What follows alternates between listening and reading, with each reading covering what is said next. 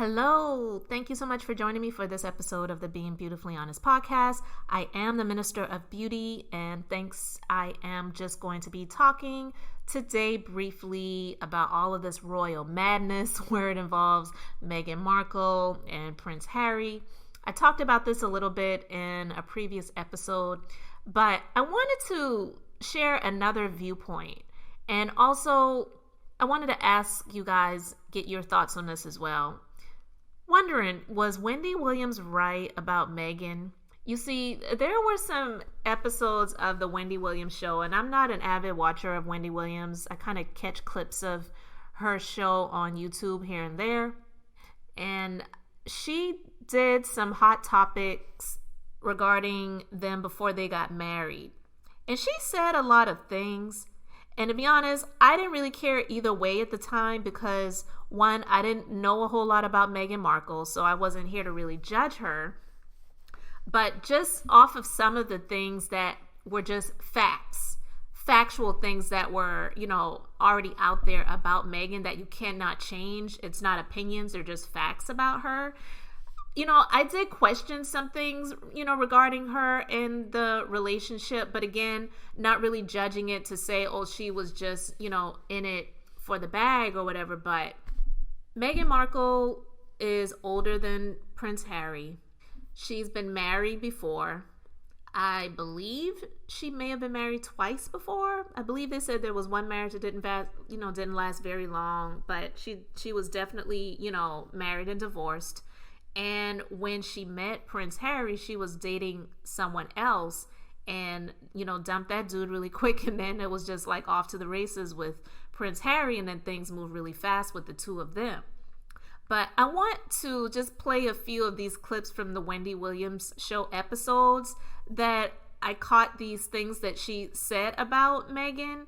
And now, fast forwarding to where we are now, I'm like, maybe Wendy was onto something because, a lot of people give Wendy Williams grief and give her, a lot of, you're getting what you gave because of the stuff that she was going through with her own husband.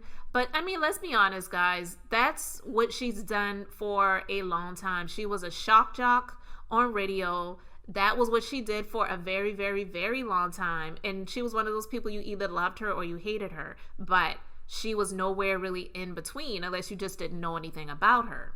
And yeah, she's gone through some stuff. And yeah, she's, been using and abusing alcohol and drugs. She's said it. So these are not allegations. These are things that she has admitted to.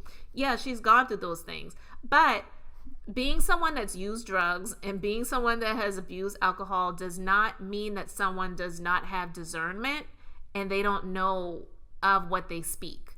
And there's this old saying where they say, a drunk person will tell the truth. And I'm not saying she was drunk on the episodes of her show. That's not what I'm saying. But what I am saying is that I think that Wendy Williams may have been onto something. So let's listen to these clips of Wendy Williams talking about Prince Harry and Meghan Markle and that whole royal family drama. And then let's fast forward to where we are now. Prince Harry is getting really close to getting engaged with this girl named Meghan Markle. And there's Meghan. Oh yes, she's half black and half white. She's from Crenshaw. Okay. I don't know whether she graduated from Crenshaw High, but she's got a really good job on TV on a show that I have never watched. But they tape it in Toronto. So she's up there doing her show, and the prince is up there doing something philanthropic, and they meet, but she's got a boyfriend at the time. The boyfriend is a cook. Well, honey, bye, cook. I'm sorry, dude. You're nice and everything, but I could be a queen, so I must move on. I'll tell you a bit about Meghan. Okay, Meghan, I don't know whether she has siblings, full siblings, but I know that she was once married. She's 35 and he's only 33. So in other words, the prince is marrying a black divorcee?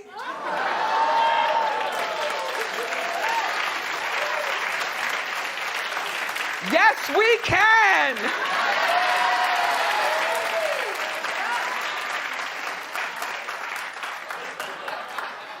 Okay, Meghan's family, you ready for the rest? Mom still lives in Crenshaw, and she teaches yoga. And dad is a former cinematographer who now lives in Mexico. He declared bankruptcy in June. They are about to hood out the palace. Anyway, this young lady, though, is very philanthropic. She's also a part of the UN. She does a lot of charity work, which was probably their original connection. However, there's way too much drama with her, and this will not work out. It's not her. It's going to be the family. The family's going to mess it up, and Prince Charles, you keep your trap shut. You let your son date who he wants on account of how you treated Di.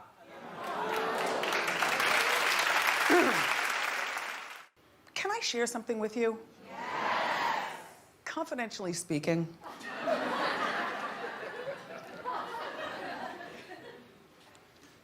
I respect Meghan Markle's hustle, and I respect her game.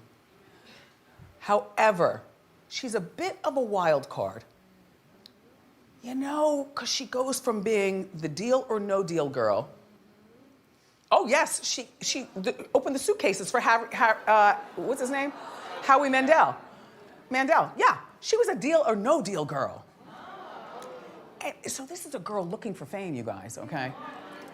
And remember the story here at Wendy. She came here to Wendy to find out what she can do here. So she's been here, she's been in our buildings. We have her DNA.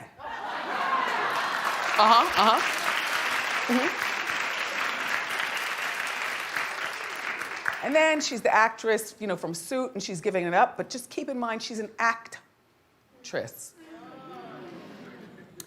Unlike Kate, who was, first of all, raised in England, raised to love the royals.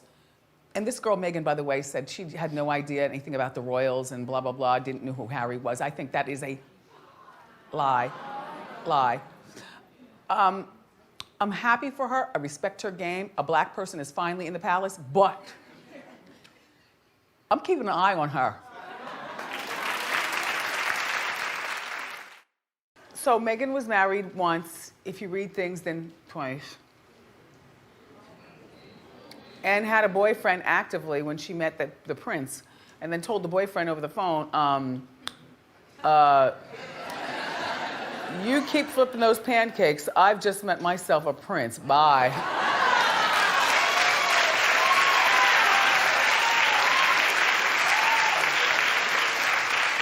And I don't blame her. Like, I'm rooting for Meghan, because Meghan is absolutely winning and showing us that all things are possible. But back to the guy, all right, so the ex-husband. He's some sort of writer in Hollywood, and that's the ex-husband. And he was doing a show about a woman who marries into the royals. He says it's not based on Meghan, but wouldn't you capitalize on the situation? So apparently she's asked him, okay, please, I know you're gonna do this show anyway, and I'm not stopping you, but just please don't do it anytime surrounding, you know, the wedding. So he says, yeah. My thing is, if I was Harry, why are you getting in touch with him, yo? Let him do the show, so what? You're my woman, I'm marrying you, you've punked me more than a few times in this whole situation, seeing as, you know, you're a black woman from Crenshaw, a divorcee, you know, you've had several years ahead of me in terms of growth and whatnot. Meghan, and I'm not giving you a prenuptial? You will not be calling anybody that I don't say who to call. And then for Meghan, is that what you sign up for? Oh, hell, Meghan's gonna be bored, and I give it 3. I don't know whether it's gonna be 3 weeks, 3 months, or 3 years, but it's going down.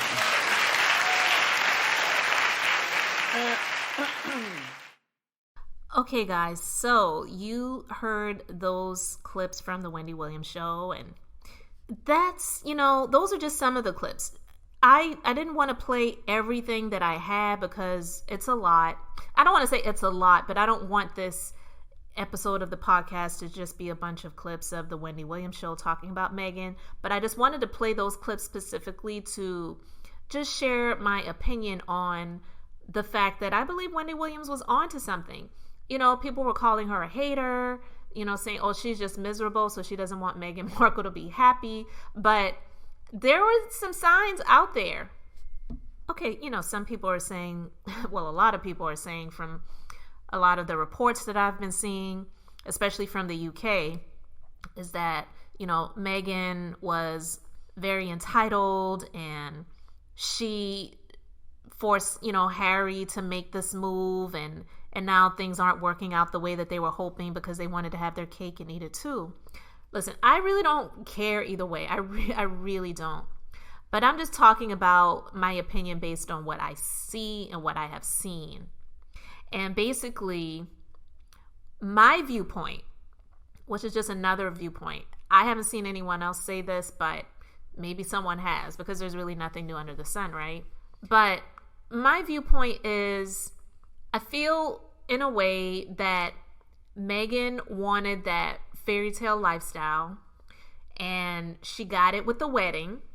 That billions of people that were watching from television all over the world, and of course many people who were there lining the streets to be out there when the carriage would ride them throughout wherever they were riding them throughout so people could get a glimpse of them waving at the crowds.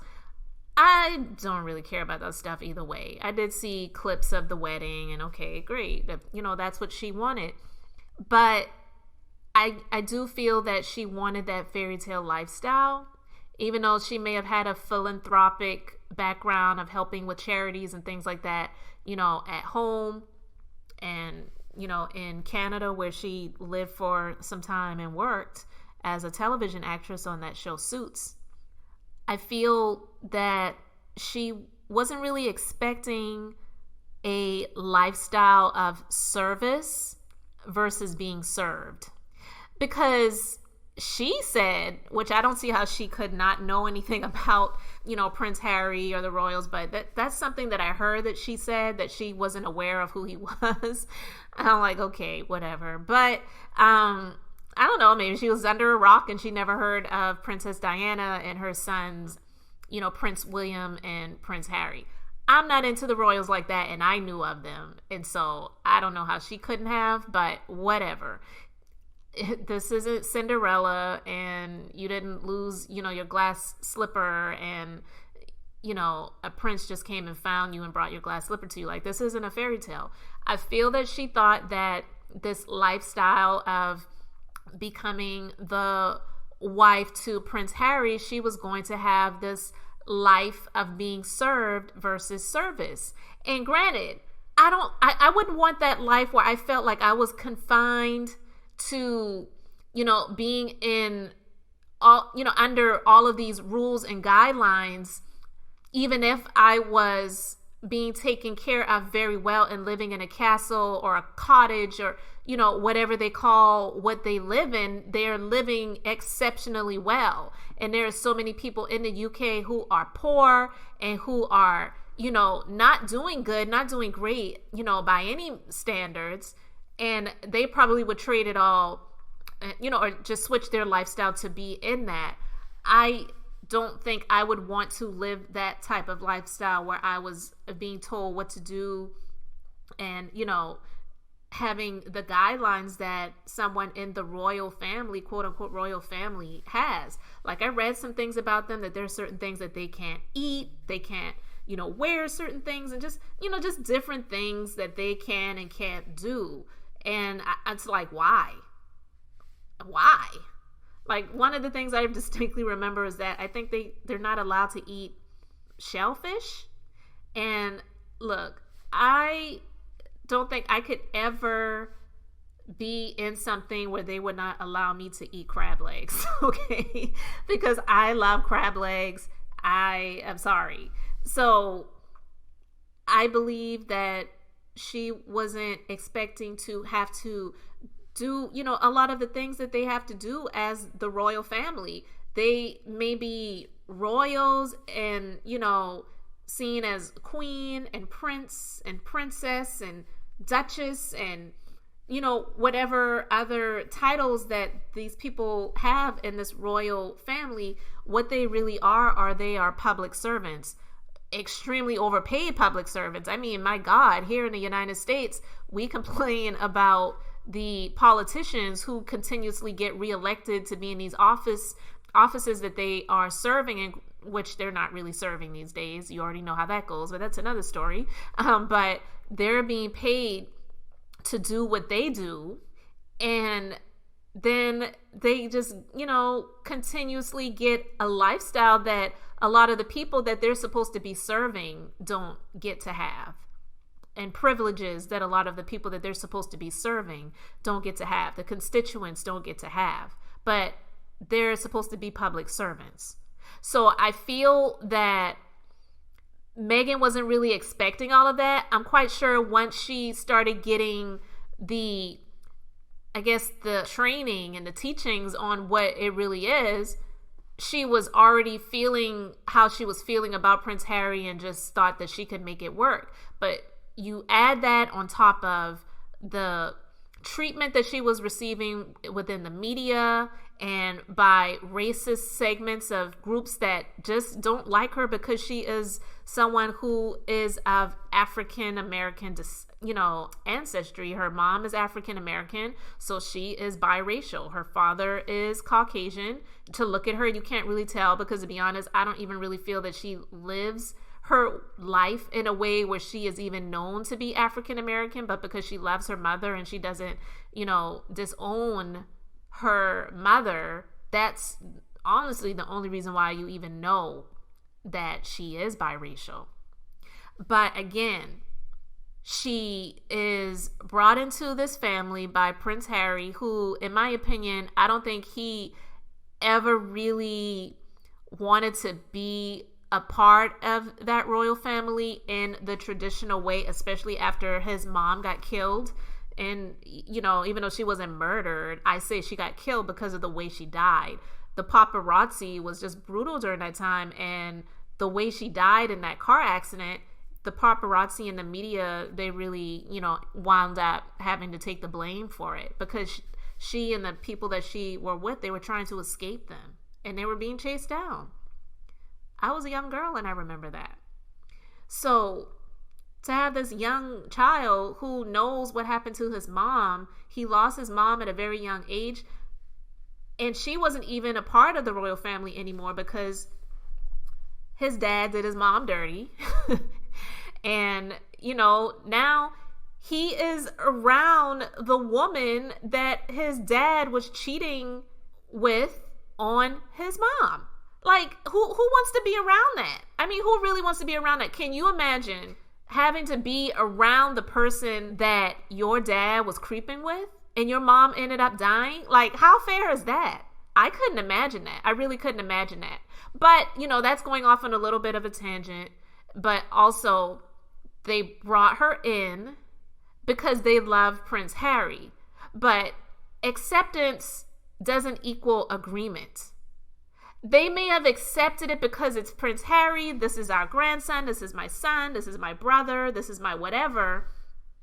And this is who he says he loves. We don't really agree with it, but, for the sake of our love for you, we're going to move forward with it. And, we hear that all the time. You may have a child that has a lifestyle that you don't, agree with, but you accept them because you love them, but you don't agree with the lifestyle. You know what I'm getting at.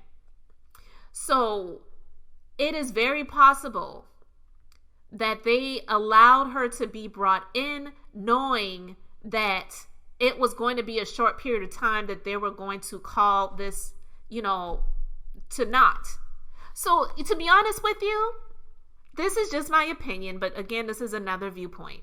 Who's to say that Meghan Markle and Prince Harry really were the ones who made this decision that they were going to step back as royals and be part-time and this and that and the other. Honestly, this thing could have been cooked up from the very beginning, and because they wanted to make it into something bigger, and also because, you know, they don't want to make the royal family look like the bad guys, they would say, okay, once we get to this certain period of time, then we are going to, you know, call this thing to an end. You guys can go and live the life that you want, you know, to live, but it's going to be outside of the royal family. We still love you. You know, we're still going to be here for you, Harry. Maybe not say that to Markle. We're still going to, Meghan Markle, we'll still be here for you, Harry. But you know what? This isn't something that we really agree with. We gave you the royal wedding. We allowed you to, you know, live here. We had the Frogmore Cottage, you know, renovated with taxpayer funds. But, you know, once we hit 2020, we're going to call this thing to an end, and you're going to repay us for getting this Frogmore Cottage renovated. You're going to go and either live in the UK, or, you know, maybe you can go and live down the street from Meghan's mom's house in Compton. I'm just kidding. But hey, who's to say? But again, this is my opinion, but it is another viewpoint. Because ever since this statement came out, Meghan Markle was gone. She has not been in the UK. She and the baby have been gone, and they have been in Canada. It's just as my opinion, and I'm not even someone that's a Meghan Markle fan. I'm not a Meghan Markle hater either. I just am indifferent towards it because I don't really know a whole lot about her. But I am of the feeling that sometimes things are not exactly how they are perceived to be, or how they're portrayed to be, I should say. And it's a completely different explanation for it. Because you've got Queen Elizabeth, she's in her 90s. She's, you know, much older woman. I won't say she's frail, because for somebody in her 90s, shoot, she makes 90 look good.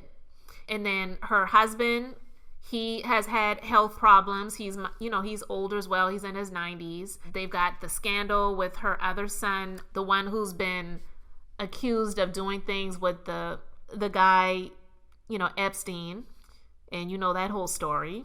And then you also have all of the tabloid stories about Prince William and Prince Harry having rifts and, you know, and all of these different things. And so who's to say that they weren't ousted? But in order to not make it look like it was the family that ousted her, it's going to be, you know what, you know, we're going to do it this way. This is the way that we're going to do it. That's how that family works. That's the royal family. That's how they work. Things are going to go the way that they want them to go. Even when the son, the one who was accused of doing things with the Epstein guy who died in prison, the first statement, they came out, you know, the royal family or Buckingham Palace or whatever it was came out with a statement, you know, just outright denying that anything ever happened. And then this guy comes out and does an interview. I didn't watch the interview, but from what I heard, he completely blew it. So I'm just saying, they're there to cover themselves. They're not there to look bad. So I'm just saying, from another viewpoint, it's just my opinion. I'm not saying that it is what it is. But again, acceptance doesn't equal agreement. So it is very possible that they were ousted because Prince Harry decided to make the decision to marry her in the first place. So it's like, okay, we're going to make it look good in the beginning, but this isn't going to last long here, and you guys are going to go and live, you know, your happily ever after someplace else. Just my opinion.